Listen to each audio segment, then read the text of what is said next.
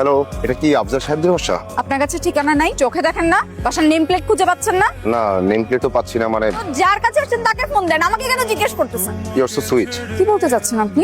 যারা অকারণে রেগে যায় তারা দেখতে অনেক মিষ্টি। আপনি কি আমার সাথে ফ্লার্ট করতেছেন? যা সত্য তাই বললাম। আপনি আসছেন একটা ফালতু লোকের কাছে, আপনি নিজেও একটা ফালতু লোক। আপনি আমাকে ভুল ভাবছেন, আমি ফালতু না। আপনাকে ভুল শুদ্ধ কোনো কিছুই ভাবার আমার ইচ্ছা নাই। স্যার আসেন। হ্যাঁ জি। স্যার কোনো সমস্যা কি কিছু বলেছে নাকি আপনি? হ্যাঁ বলেছি। তো আমার জীবনটাকে পুরো জ্বালায় শেষ। স্যার কি বলেছে আপনাকে? না মানে ও একটা বাইকার যাচ্ছিল, অকারণে হর্ন বাজাচ্ছিল, তাই উনি ওটা নিয়ে কথা বলছিলেন। স্যার এই রিকশা। আসতে কোনো সমস্যা হয়নি তো? না না, কোনো সমস্যা হয়নি। চলো স্যার ভিতরে চলো। হ্যাঁ চলুন। By the way, happy anniversary. Thank you sir. Ma'am, আজকে তো আপনার আসার কথা ছিল না, তাই আপনার জন্য নাস্তা প্রিপারেশনও ছিল না। আজকে শুধু চা আর বিস্কিট। না না, আমার জন্য ডেইলি নাস্তা বানাতে হবে না। না না ম্যাম, নাস্তা দিতে হয়। টিউশনিতে টিচারদের নাস্তা দেওয়াটা হচ্ছে ঐতিহ্য। চা ঠান্ডা হয়ে যাবে, খেয়ে নেন।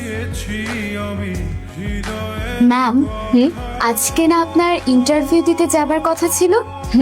যাননি কেন? মন খারাপ? বাসায় ঝগড়া হয়েছে নাকি? হ্যাঁ, বের হওয়ার সময় ঝগড়া শুরু হয়ে গেল। ও, এর জন্য যাননি? কোথাও যাওয়ার সময় যদি বাধা আসে তাহলে আমার মনোযোগ থাকে না। আর আরেকটা ঘটনাও ঘটে গেছে। কি ঘটনা ঘটেছে? একটা লোককে অযথা বকাঝকা করেছি, এজন্য মনটা খারাপ। তাহলে তাকে সরি বলে ফেলুন, আপনার মনও ভালো হয়ে যাবে। সরি বলবো? হ্যাঁ, সরি বলে ফেলুন। আপনিই তো আমাকে শিখিয়েছেন কাউকে হার্ট করলে তাকে সরি বলতে হয়। আপনার কথা শুনেই না আমি রিফাকে সরি বলেছি। গুড গার্ল, এবার অঙ্ক করো।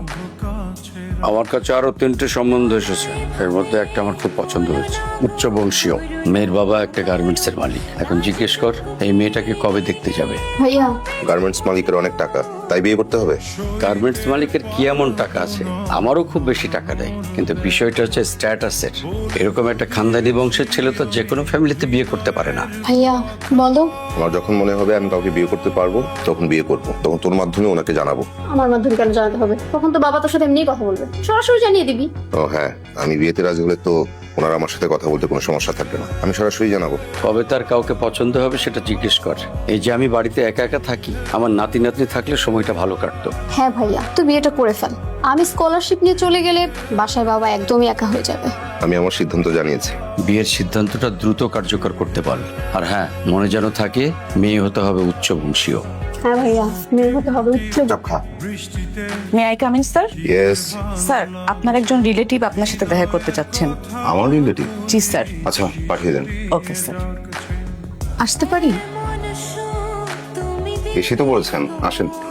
আসলে কি বলে পরিচয় দিব, তাই আত্মীয় পরিচয় দিলেন। না না, তা ঠিক আছে। আপনার ঝগড়াঝাটি শেষ হয়নি? মানে? মানে আপনি আজ ছাড়ি দিতে আসেননি? মানে আচ্ছা ঠিক আছে, বসুন প্লিজ। Thank you. ওয়েলকাম। আসলে গতকাল আপনার সাথে অযথা খারাপ ব্যবহার করে ফেলেছিলাম, ফালতুও বলেছিলাম, একটু গিল ফিল হচ্ছিল, তাই ভাবলাম আপনাকে এসে সরি বলি। It's okay. কি খাবেন, কফি অর